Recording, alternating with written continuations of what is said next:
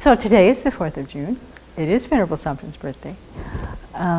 It's also the first day that I went into the vegetable garden and was able to harvest a bunch of greens for lunch, cooked greens, and our first lettuces are in the salad bowl.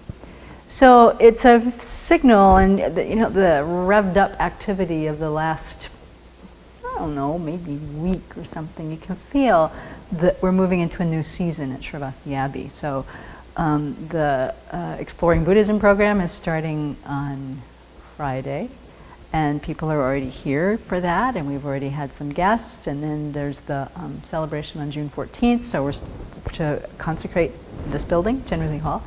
So people are now communicating their last minute plane changes for that. So as I was making lunch today and really happy to have these garden greens, it brought to mind this continual meditation. I think we can never stop meditating on this, is the factor of change.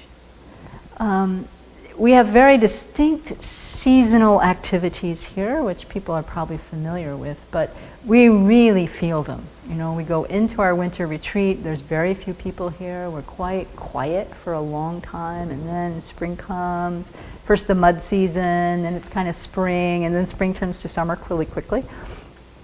And the garden gets going, and all of a sudden we're in the forest, and lots of people come, and there's lots of activity and many, many teachings, and then in the fall it starts to slow down again, and then by Halloween we get the first snow, and then we start heading back.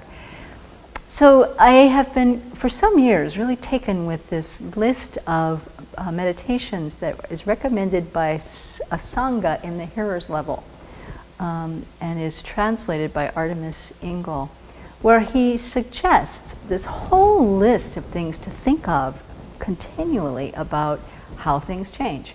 So one of the things that you meditate on is to look at the physical environment, watch the weather, watch the trees, watch the garden change, watch the flowers bloom, watch them go, die.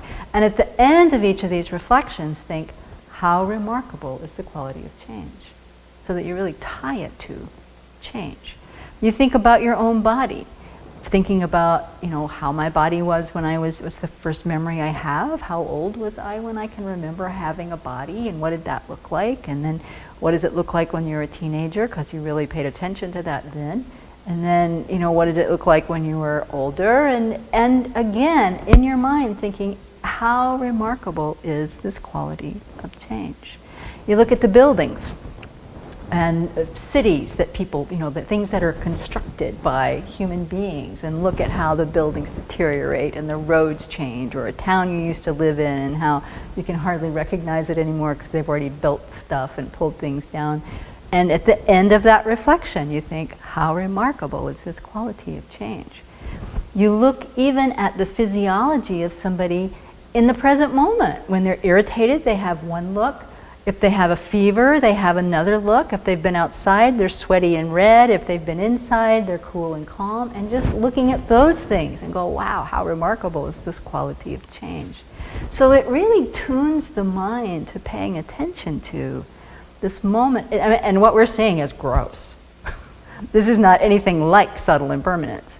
But it does tune our mind to pay attention to the quality of things changing, moment by moment by moment, every single thing.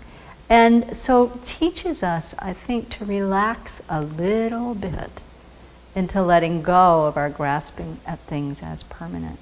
So this time of year is particularly fun time to do that, because, just a very short while ago, some of the garden stakes were frozen into the ground and I had to break them off to finish cleaning.